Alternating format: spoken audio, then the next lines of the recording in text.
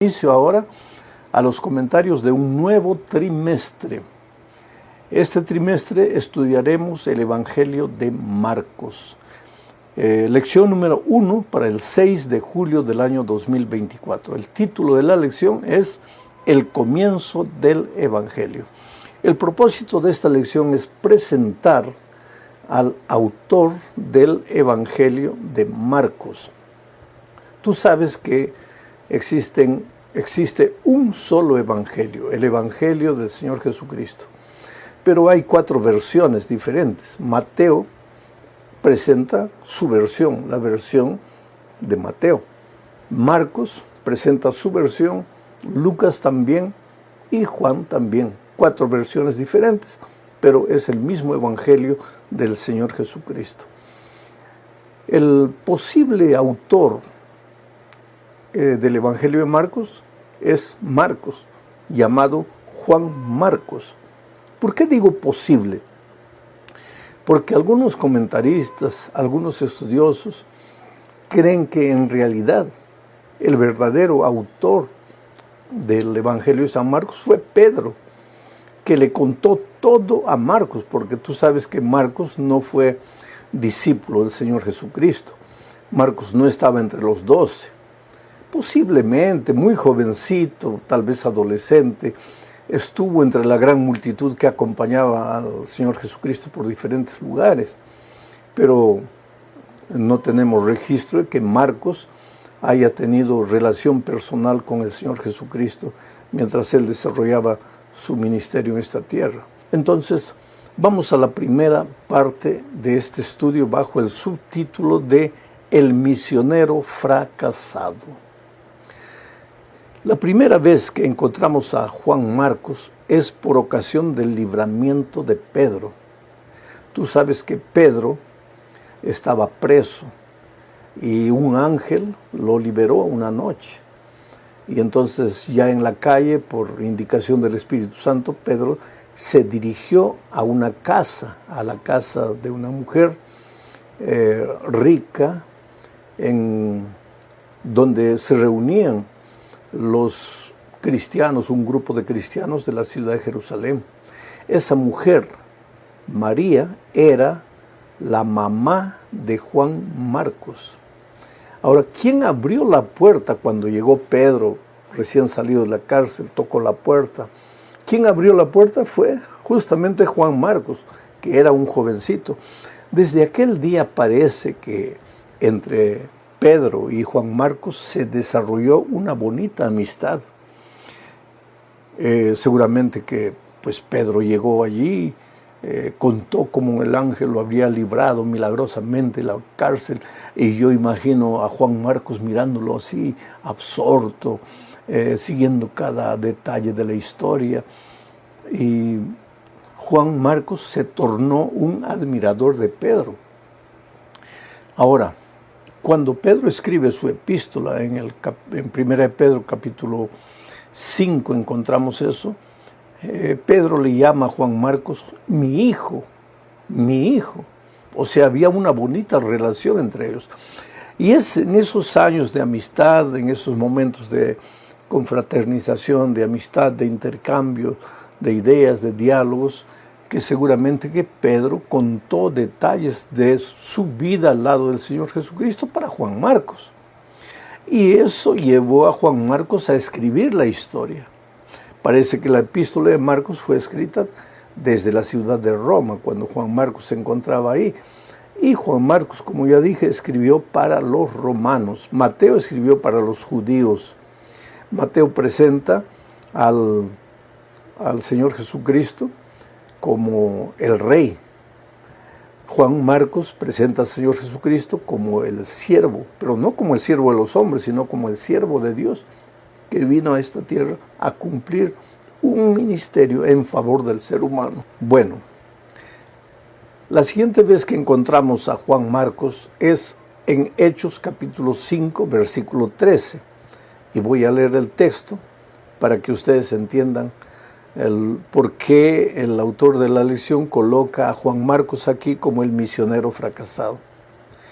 Dice el texto: habiendo zarpado de Pafos, Pablo y sus compañeros arribaron a Perge de Panfilia, pero Juan, y se refiere a Juan Marcos, apartándose de ellos, volvió a Jerusalén. Este era el primer viaje misionero de Pablo, y parece que Juan Marcos estaba en el grupo, estaba yendo con ellos, pero dice el texto, en Panfilia, Juan Marcos, apartándose de ellos, de los apóstoles, volvió para Jerusalén. ¿Por qué volvió para Jerusalén? Tal vez como era el hijo de una señora de cierto dinero, acostumbrado a dormir bien, a comer bien, y en los primeros pasos de este viaje misionero de Pablo, pues Juan Marcos no tenía las comodidades que tenía en casa, y era joven, se desanimó y regresó. Pero del texto bíblico me impresiona una frase. Dice, Juan, apartándose de ellos, volvió a Jerusalén. Quiere decir, Juan desertó, pero antes de desertar se apartó de los compañeros. Esto traído a la vida cristiana es interesante. Nadie se aparta de la iglesia, definitivamente abandona a Jesús, abandona la fe, si primero no se aparta de los hermanos. Por eso es que siempre debe haber confraternización entre los miembros de la iglesia, confraternización espiritual en la iglesia, pero después es bueno que un hermano invite al otro a almorzar, el otro al otro, que las familias se reúnan, esos potlucks donde las familias juntan las ollas para servirse los alimentos en comunión. Eso es muy bueno, porque cuando un hermano se comienza a quedar solito por ahí, en poco tiempo abandona la fe, abandona todo. Juan Marcos abandonó a sus compañeros y regresó a Jerusalén. Ahora vamos a la segunda parte de este estudio, una segunda oportunidad.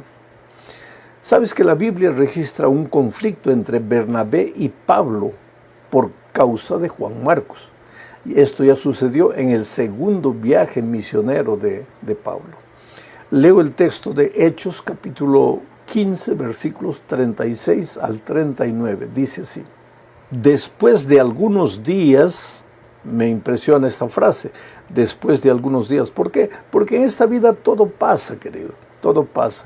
Si hoy, en este momento, estás viviendo un momento bonito en tu vida familiar, en tu vida espiritual, en tu vida financiera, cuidado, no te olvides de Dios, porque en esta vida todo pasa.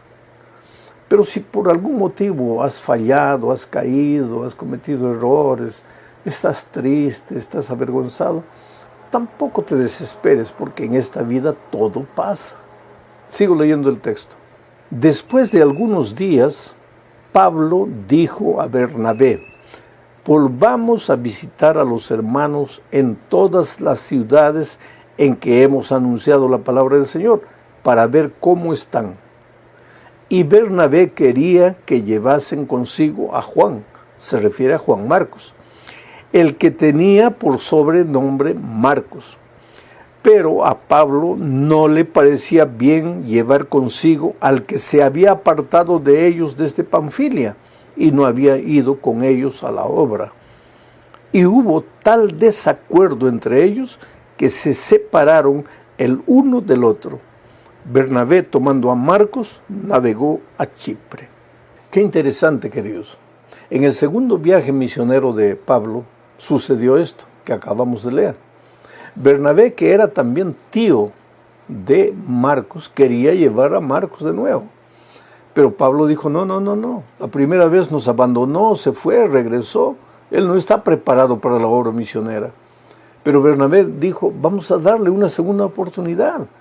Es un joven, él tiene que aprender. Y hubo un conflicto entre Pablo y Bernabé, de tal manera que se separaron. Bernabé, llevando a Juan Marcos, se fue por una ruta y Pablo se fue por otro camino. Aquí hay lecciones que tenemos que aprender. En primer lugar, dos hombres de Dios, porque Pablo era un hombre de Dios, Bernabé también. Pero dos hombres de Dios muchas veces no tienen la misma idea. Y el hecho de que piensan de manera diferente no quiere decir que uno ame menos a Dios. Apenas que Dios nos ha creado con personalidades diferentes, con cabeza diferente. Y muchas veces no concordamos en un punto de vista, no estamos de acuerdo. Aquí se separaron los dos. Pero desde mi punto de vista, ahora, lógico, ya pasaron los siglos, Bernabé estaba en lo correcto. Y porque en mi vida la lección de Bernabé me ha ayudado mucho. Tú nunca pierdes por darle una segunda, una tercera oportunidad a las personas.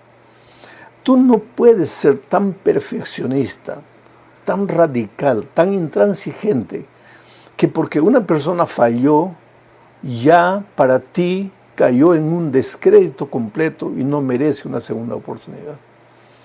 Bernabé le dio una oportunidad a Marcos y Marcos la aprovechó.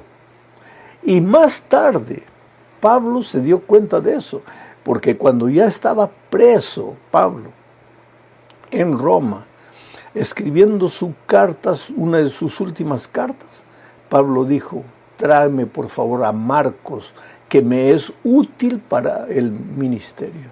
Mira, tráeme a Marcos, a quien él había rechazado. Ese era Marcos. Quiere decir, Marcos es el cristiano extraordinario que escribió el Evangelio de San Marcos, con las historias que Pedro le contó, y naturalmente por inspiración divina, pero no siempre fue el cristiano extraordinario, perfecto. Cometió errores. Como dicen en el Brasil, pisó la pelota y se resbaló, pero se levantó y aprovechó la segunda oportunidad que se le dio. Y entonces encontramos ahora a Juan Marcos como el autor de este evangelio. Bueno, vamos ahora a la tercera parte, bajo el subtítulo de El Mensajero. Sabes que Marcos empieza su evangelio presentando al precursor de Jesús. Y leo Marcos 1 al 4 y 7, dice así: principio del Evangelio de Jesucristo, Hijo de Dios. Como está escrito en Isaías el profeta: he aquí yo envío mi mensajero delante de tu faz, el cual preparará tu camino delante de ti. Voz del que clama en el desierto: preparad el camino del Señor, enderezad sus sendas. Bautizaba Juan en el desierto y predicaba el bautismo de arrepentimiento para perdón de pecados. Y predicaba diciendo: viene tras mí el que es más poderoso que yo, a quien no soy digno de desatar encorvado la correa de su calzado. Este es Juan el Bautista, el precursor del Señor Jesucristo. Él llegó para preparar el camino para el Señor Jesucristo, predicando el arrepentimiento.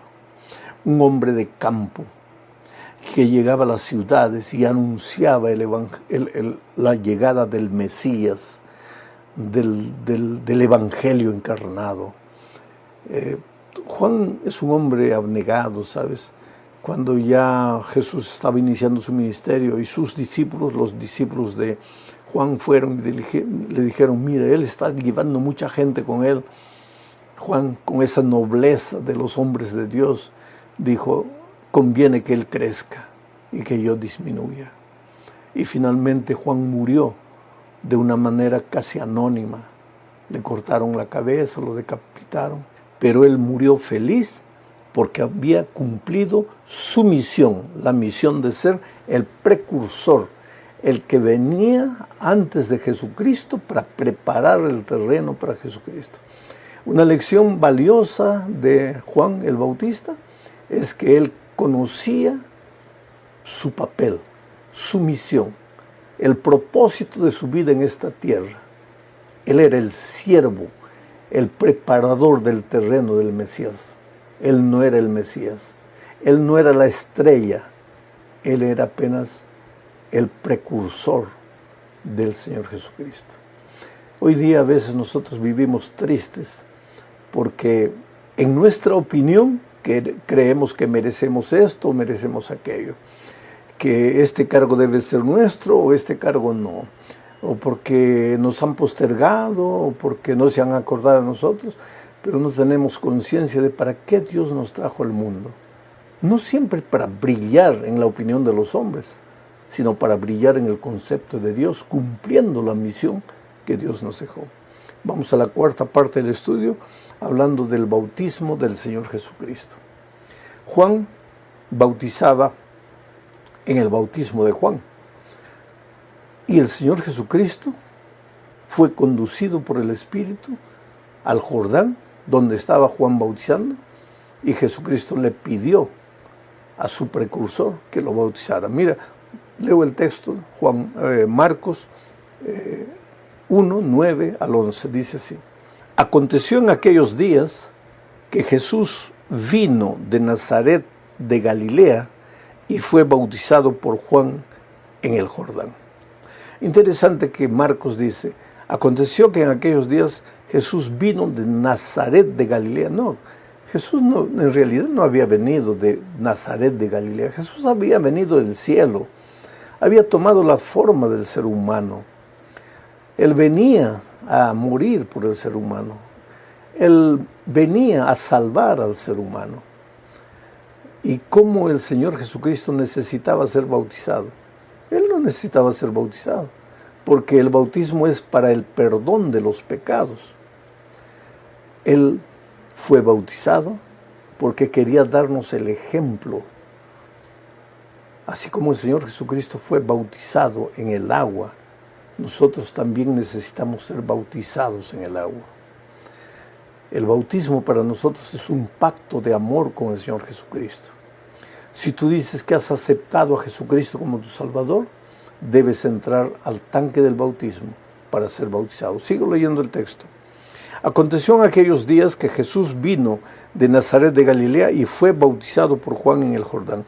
Y luego, cuando subía del agua, vio abrirse los cielos y al Espíritu como paloma que descendía sobre él. Interesante, Jesús está siendo bautizado y ahora aparece el Espíritu en forma de paloma. Jesús y el Espíritu. Y vino una voz de los cielos que decía, tú eres mi Hijo amado, en ti tengo complacencia. Ese es el Padre. En el bautismo del Señor Jesucristo estuvo el Padre diciendo que el Hijo amado estaba siendo bautizado. Estuvo el Espíritu en forma de paloma y estuvo el Hijo, el Señor Jesucristo, siendo bautizado. ¿Qué sucedió después? Es interesante lo que dice Marcos 1, 12 y 13. Y luego el Espíritu le impulsó al desierto y estuvo allí en el desierto 40 días y era tentado por Satanás y estaba con las fieras y los ángeles le servían. El Espíritu, el Señor Jesucristo fue engendrado por el Espíritu. De niño, el Espíritu lo guió, lo acompañó, le dio sabiduría. En la hora de su bautismo, el Espíritu lo llevó al bautismo y el Espíritu estuvo presente en forma de paloma. Terminado el bautismo, el Espíritu lo llevó al desierto.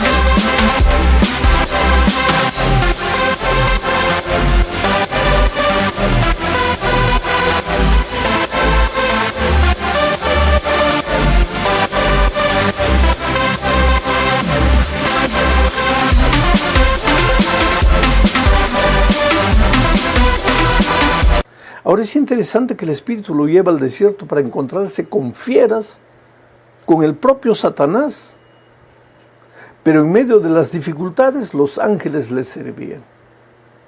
Oh querido, cuando somos guiados por el Espíritu, no tenemos miedo de enfrentar lo que venga, aunque tengamos que ir al desierto por 40 días, aunque tengamos que enfrentar las fieras, aunque el propio diablo esté ahí a la orilla del camino queriendo derrubarte, tú no tienes miedo de nada, porque estás en el Espíritu, vives en el Espíritu, y el Espíritu en ti no conoce derrota.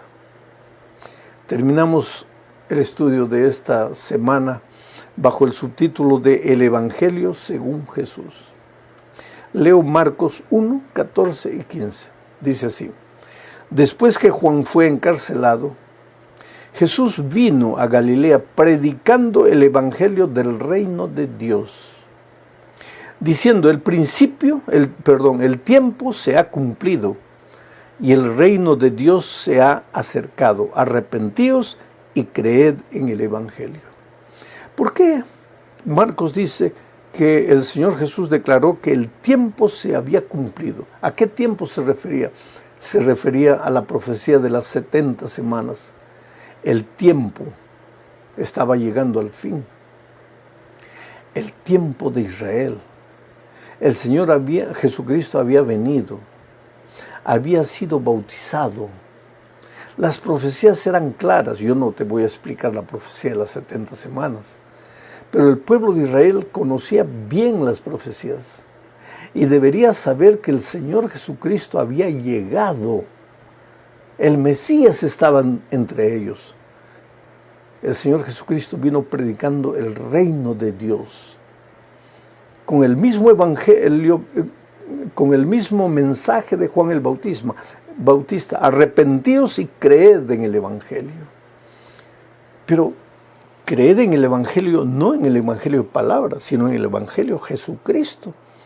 Porque como veremos en la lección de la siguiente semana, el Marcos no registra muchas palabras de Jesús, registra los hechos de Jesús.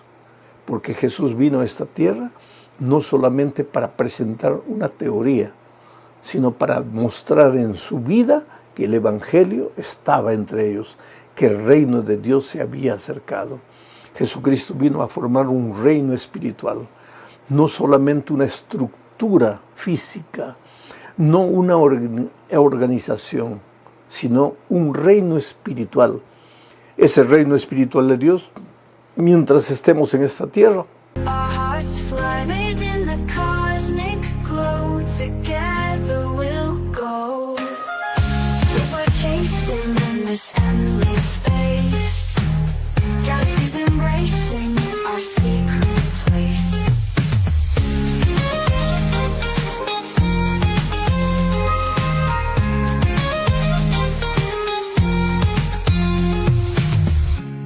strings hum with a starry embrace. Melody so clear, guiding our pace. Under the moonlit sky, we let our hearts fly. Made in the cosmic glow, together we'll go. Dreams we're chasing, like shooting stars bright. Galaxies embracing, holding us tight. In this endless wonder, our love finds its place. The universe unfolding, just you and me here. Under the moonlit sky, we let our hearts fly. In cosmic glow,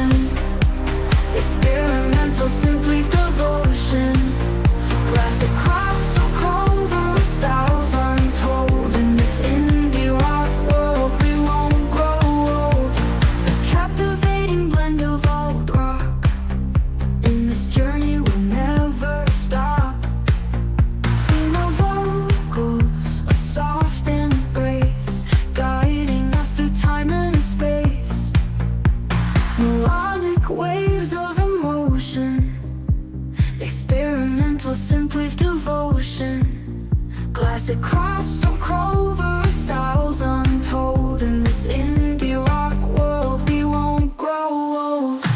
Lost in the rhythm, lost in the beat. These haunting melodies, so bittersweet. Layers of vocals, a symphony of dreams. In this chill vibe we find tranquility, it seems. Melodic waves of emotion, experimental, simply devotion.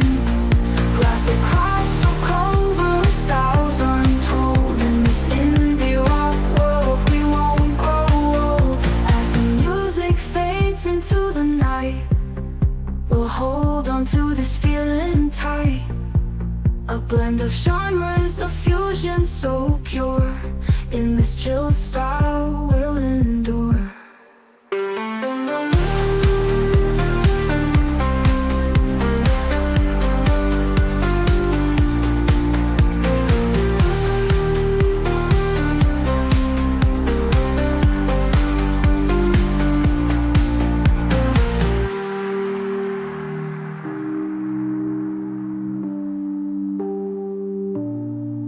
As the music fades into the night, we'll hold on to this feeling tight. A blend of genres, a fusion so